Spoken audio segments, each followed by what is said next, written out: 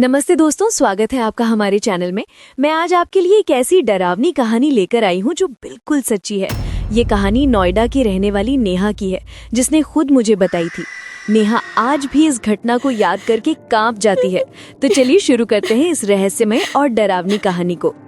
नेहा एक सामान्य लड़की थी जो नोएडा के एक इलेक्ट्रॉनिक शोरूम में रिसेप्शनिस्ट का काम करती थी। उसकी उम्र 24 साल थी और वो एक मध्यम वर्गीय परिवार से आती थी। उसकी महीने की तनख्वाह केवल 18,000 रुपए थी, जिससे वो किसी तरह अपना और घर का खर्चा चलाती थी। ये घटना पिछले साल अप्रैल महीने की है। उस दिन सुबह से ही नेहा की गर्दन में तेज दर्द हो रहा था। दिन भर कुर्सी पर बैठकर कंप्यूटर पर काम करने से उसे सर्वाइकल स्पॉन्डिलाइटिस की समस्या हो गई थी। दोपहर के समय दर्द इतना बढ़ गया कि वो सीधे खड़ी तक नहीं हो सकती थी। उसका सिर चकरा रहा था और गला सूख रहा था। नेहा का घर शोरूम से करीब 15 किलोमीटर दूर था। इतनी बुरी हालत में इतना लंबा सफर करना मुश्किल था।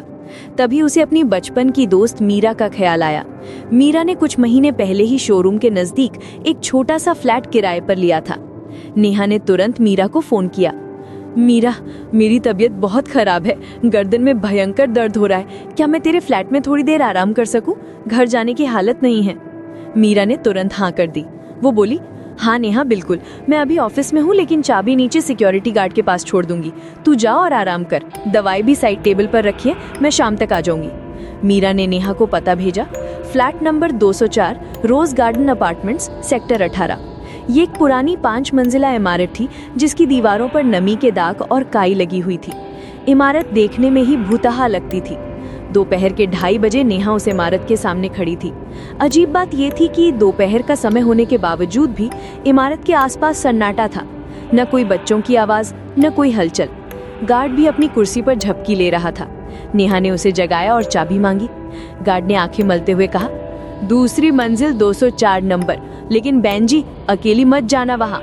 उस फ्लैट में कुछ अजीब बातें होती रहती हैं। नेहा ने पूछा, क्या मतलब, कैसी अजीब बातें? गार्ड ने हिचकिचाते हुए कहा, अब कुछ नहीं बहन जी, बस ऐसे ही कह रहा था, आप जाइए, कोई बात नहीं। लेकिन गार्ड की बात से नेहा के मन में एक अजीब सी बेचैनी हो गई। फिर भी दर्द के कारण उसके पास कोई विकल्प नहीं था। वो दूसरी मंजिल पर पहुंची और 204 नंबर का दरवाजा खोजने लगी। दूसरी मंजिल पर कुल 4 फ्लैट थे। 204 नंबर का फ्लैट गलियारे के एकदम अंत में था। अजीब बात ये थी कि बाकी 3 फ्लैट के बाहर तुलसी के पौधे, दरवाजे पर झंडियां और तरह तरह की चीजें रखी थी, लेकिन 204 के दरवाजे पर कुछ भी नहीं था। दरवाजा बिल्कुल सादा था। जैसे ही नेहा ने ताला खोलकर दरवाजा खोला, अंदर से एक तेज ठंडी हवा निकली। ये हवा सामान्य नहीं थी, इसमें एक अजीब सी गंध थी, जैसे कुछ सड़ा हुआ हो। नेहा ने नाक पर रुमाल रखा और अंदर कदम रखा। फ्लैट छोटा था, एक बेडरूम, एक छोटा सा किचन और अटैच्ड बाथरूम, लेकिन हवा का माहौल बहुत भारी था। लाइट जलाने के बाद भी कमरे में अंधेरा अंधेरा सा लग रहा था। दीवारों पर नमी के दाग थे और कुछ जगह प्लास्टर उखड़ा हुआ था। नेहा ने मीरा को वीडियो कॉल किया। मीरा, मैं तेरे फ्लैट में पहुंच गई हूँ, थोड़ा अजीब लग रहा है यहाँ। मीरा हंसकर बोली, अरे यार, ये फ्लैट पुराना है, इसलिए थोड़ा अजीब लगता है। तू परेशान मत हो, खाना फ्रिज में रखा है और दवाई साइड टेबल पर है, आराम कर। नेहा ने दर्द निवारक दवाई ली और बेड पर लेट गई। पहले आधे घंटे तक सब कुछ सामान्य लगा। दवाई का असर होने लगा था और दर्द भी कम हो रहा था। लेकिन अचानक किचन से बर्तनों की गिरने की आवाज आई। खटक खड़खड़। आवाज इतनी तेज थी जैसे किसी ने जानबूझकर सारे बर्तन फेंके हों। नेहा घबराकर उठी और किचन की तरफ दौड़ी। वहां का दृश्य देखकर उसकी सांस फूलने लगी। किचन के फर्श पर तमाम बर्तन बिखरे हुए थे, प्लेटें, कटोरे, गिलास, सब कुछ। अजीब बात ये थी कि खिड़की बंद थी, कोई हवा नहीं चल रही थी और ना ही कोई चूहा या बिल्ली दिखाई दी। फिर ये सब कैसे गिरा? नेहा ने सब कुछ उठाकर वापस रखा और सोचा कि शायद ठीक से नहीं रखे होंगे। लेकिन जब वो बेड पर वापस लेटी तो उसे महसूस हुआ जैसे कमरे में कोई और मौजूद है। ये एहसास इतना तीव्र था कि उसकी धड़कनें तेज हो गईं। नेहा ने चारों तरफ देखा, लेकिन कोई नहीं था। फिर भी वो अजीब सी मौजूदगी का एहसास लगातार बना रहा।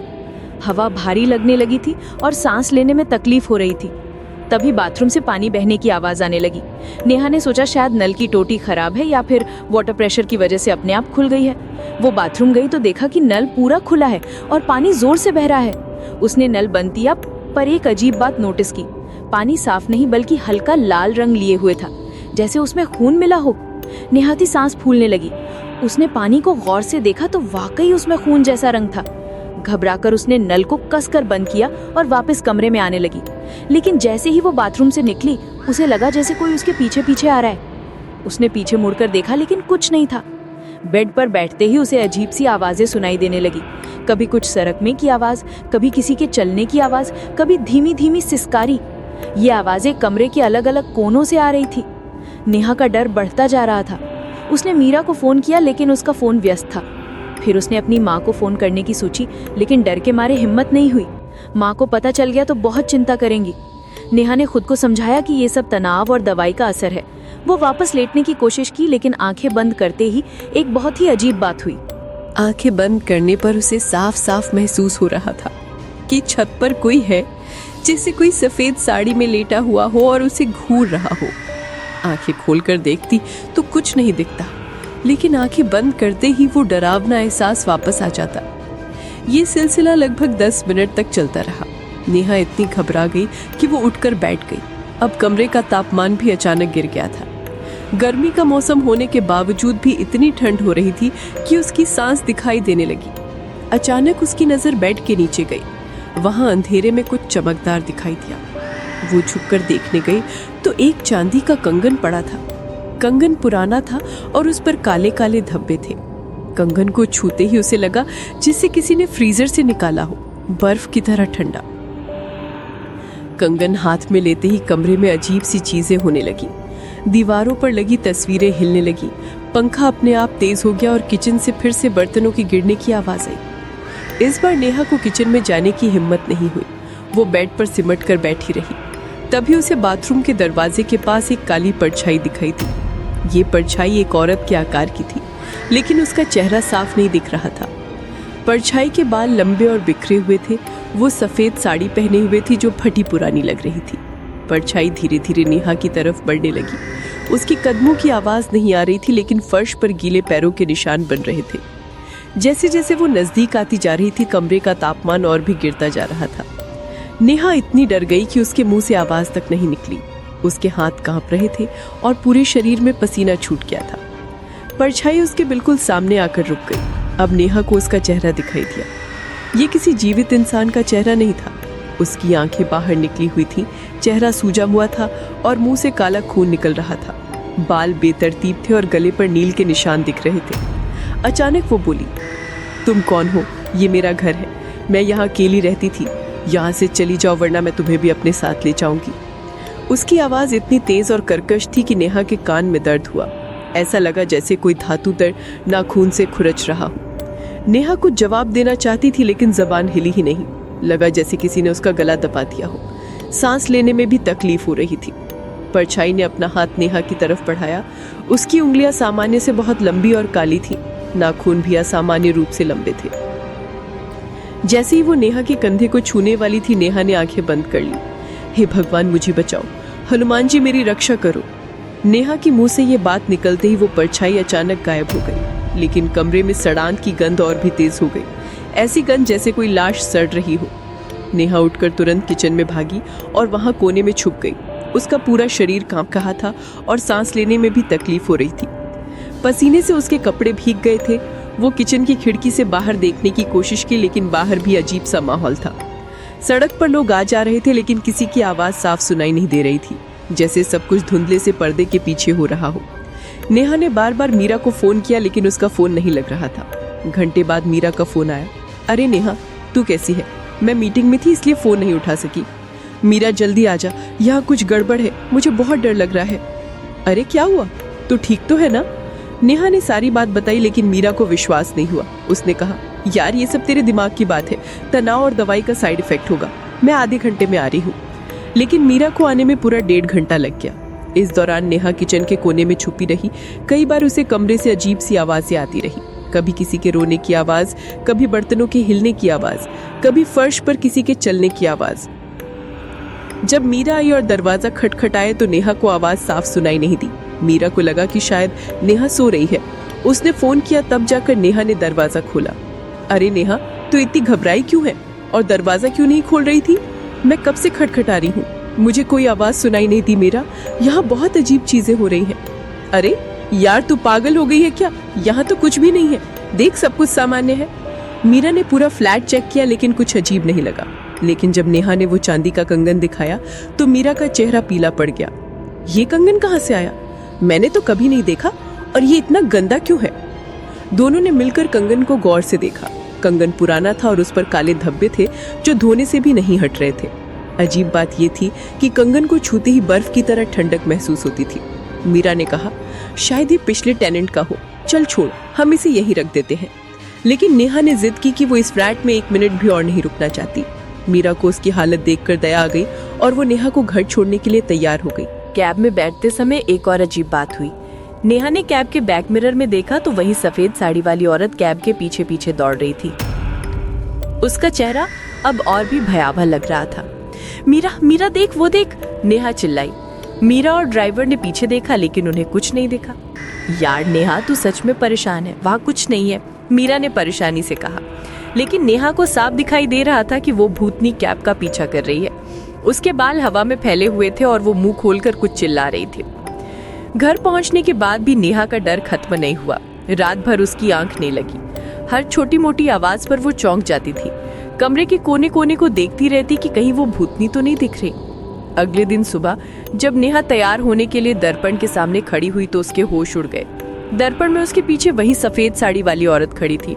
इस बार उसका चेहरा बिल्कुल साफ दिखाई दे रहा था। उसका चेहरा सूजा हुआ था, आंखें लाल थी और मुंह से काला खून टपक रहा था। गले पर स्पष्ट रूप से फंदे के निशान दिख रहे थे। वो नेहा को देखकर डरावनी मुस्कान दे रही थी। नेहा चीख कर गिर गई। उसकी माँ दौड़ती हुई आई। क्या हुआ बेटा, तू इतनी घबराई क्यों है? माँ, दर्पण में कोई औरत थी, बहुत डरावनी, नेहा हांफते हुए बोली। माँ ने दर्पण देखा लेकिन वहाँ कुछ नहीं था। नेहा, तुझे बुखार तो नहीं? ये सब तेरे दिमाग की बात है। लेकिन नेहा जानती थी कि ये सब सच है। अगले दिन ऑफिस में भी वो भूतनी दिखाई देती रही, कभी कंप्यूटर स्क्रीन में रिफ्लेक्शन के रूप में, तो कभी शीशे की अलमारी में, कभी बाथरूम के दर्पण में। हर जगह वो भूतनी नेहा को घूरती रहती। कभी कभार वो मुंह हिलाकर कुछ कहती भी लेकिन आवाज सुनाई नहीं देती। 3 दिन बाद जब नेहा की हालत और बिगड़ गई तो उसने अपनी माँ को सब कुछ बताया। पहले तो माँ को विश्वास नहीं हुआ, लेकिन जब बाजार में नेहा ने उस आत्मा को दिखाने की कोशिश की तो माँ को एहसास हुआ कि बात गंभीर है। माँ, वो देख, वो सामने फल की दुकान के पास खड़ी है, सफेद साड़ी में, नेहा हकलाते हुए कहा। माँ ने देखा लेकिन वहाँ कोई नहीं था। नेहा की हालत देखकर वो समझ गई कि बेटी वाकई कुछ देख रही है। माँ ने पास के हनुमान मंदिर के पंडित जी से सलाह ली। पंडित जी ने बताया, ये कोई भटकती आत्मा है जो बेटी के पीछे लग गई है। ये किसी दुखी मौत मरे औरत की आत्मा लगती है। पंडित जी ने कुछ मंत्र दिए और एक तावीज बनाकर दिया। उन्होंने कहा, ये तावीज हमेशा गले में पहने रखना, रोज हनुमान चालीसा का पाठ करना। लेकिन तावीज पहनने के बाद भी कोई खास फायदा नहीं हुआ। वो भूतनी अभी भी दिखाई देती रही। एक दिन सुबह जब नेहा तैयार हो रही थी तो वो आत्मा उसके बिल्कुल सामने आकर खड़ी हो गई। इस बार वो बोली, मैं अकेली मरी थी, 5 दिन तक कोई नहीं आया मुझे ढूंढने, मेरी लाश सड़ती रही। अब तुम भी अकेली रहोगी मेरे साथ, मैं तुम्हें अपने साथ ले जाऊंगी। उसकी आवाज में इतना दर्द था लेकिन साथ ही भयंकर क्रोध भी था। नेहा इतनी डर गई कि वो बेहोश होने वाली थी। माँ ने इसके बाद एक प्रसिद्ध तांत्रिक से संपर्क किया। तांत्रिक का नाम महेश बाबा था और वो दिल्ली में रहते थे। महेश बाबा ने फोन पर ही बताया, बेटी के साथ एक पिशाचनी लगी है। ये किसी अशुभ स्थान से आई है जहाँ कोई दुखी मौत मरा है। इसे हटाना होगा वरना ये बेटी को नुकसान पहुंचाएगी। महेश बाबा ने एक विशेष हवन का आयोजन किया। हवन में तरह तरह की जड़ी बूटियां, काले तिल, सरसों और गुग्गल डाला गया। पूरे समय संस्कृत के श्लोक पढ़े गए। हवन के दौरान अचानक बहुत अजीब चीजें होने लगी। हवन की आग बहुत तेज हो गई, हवा चलने लगी और एक जोर की चीख की आवाज आई जैसे कोई तड़प रहा हो। महेश बाबा ने जोर से मंत्र पढ़ना जारी रखा। अचानक हवन कुंड से एक काला धुआं निकला और फिर सब कुछ शांत हो गया। आत्मा को मुक्ति मिल गई है, अब ये बेटी को परेशान नहीं करेगी, महेश बाबा ने कहा। सच में उस दिन के बाद नेहा को वो भूतनी कभी दिखाई नहीं थी, लेकिन नेहा की जिज्ञासा शांत नहीं हुई थी। उसने मीरा से कहा कि वो मकान मालिक से पूछे कि उस फ्लैट में पहले कौन रहता था। जब मीरा ने मकान मालिक से पूछा तो एक चौंकाने वाली सच्चाई सामने आई। मकान मालिक ने बताया, उस फ्लैट में पहले अंजलि नाम की एक 26 साल की लड़की रहती थी। वो एक कॉल सेंटर में नाइट शिफ्ट में काम करती थी। बहुत शांत और अकेले रहने वाली लड़की थी, किसी से ज्यादा बातचीत नहीं करती थी। एक दिन अचानक उसने सुसाइड कर लिया था। गले में फंदा लगाकर। चूंकि वो किसी से बात नहीं करती थी, 5 दिन तक किसी को पता ही नहीं चला। जब बदबू आने लगी तब पड़ोसियों ने पुलिस को बुलाया। उसकी लाश 5 दिन तक वहीं लटकी रही। बहुत बुरी हालत हो गई थी। उसके कोई रिश्तेदार भी नहीं मिले। अकेली लड़की थी। सरकारी खर्च पर उसका अंतिम संस्कार हुआ। ये सुनकर नेहा और मीरा दोनों की रूह कांप गई। ये बात बिल्कुल वैसी ही थी जैसी वो भूतनी कह रही थी। मैं अकेली मरी थी, 5 दिन तक कोई नहीं आया मुझे ढूंढने। मेरी लाश सड़ती रही। अब तुम भी अकेली रहोगी मेरे साथ। मैं तुम्हें अपने साथ ले जाऊंगी। उसकी आवाज में इतना दर्द था, लेकिन साथ ही भयंकर क्रोध भी था। दोस्तों, ये थी नेहा की सच्ची और डरावनी कहानी। इस घटना के बाद नेहा कभी भी किसी अनजान जगह अकेली नहीं जाती। और हाँ, अब वो भूत प्रेत की बातों को सिर्फ कहानी नहीं मानती। ये कहानी हमें सिखाती है कि इस दुनिया में बहुत कुछ ऐसा है जो हमारी समझ से परे है। भटकती आत्माएं वास्तव में होती हैं और वे शांति की तलाश में संसार में भटकती रहती हैं। तो दोस्तों, आपको ये कहानी कैसी लगी? क्या आपके साथ भी कभी कोई ऐसी डरावनी घटना हुई है? कमेंट में ज़रूर बताएं।